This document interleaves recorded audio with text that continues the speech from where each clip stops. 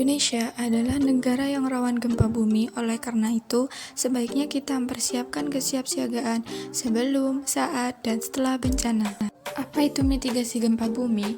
Mitigasi gempa bumi merupakan suatu aktivitas yang berperan sebagai tindakan pengurangan dampak bencana atau usaha-usaha yang dilakukan untuk mengurangi korban ketika bencana terjadi, baik korban jiwa maupun harta. Identifikasi mitigasi sebelum bencana. Pertama, berikan informasi tentang upaya penyelamatan. 2. Pahami karakteristik gempa bumi. 3. Buat daftar alamat kantor yang bisa dihubungi.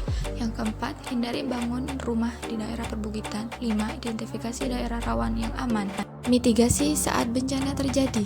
Bila kalian berada di dalam rumah, yang pertama, jangan panik dan jangan berani keluar. Berlindunglah di bawah meja atau tempat tidur. Yang kedua, lindungi kepala dengan bantal atau benda lainnya. Yang ketiga, jauhi rak-rak buku, lemari, dan jendela kaca. Yang keempat, hati-hati terhadap langit-langit yang mungkin runtuh, benda-benda yang tergantung di dinding, dan sebagainya.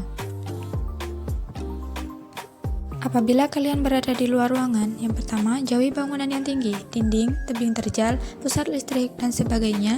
Yang kedua, usahakan dapat mencapai daerah yang terbuka.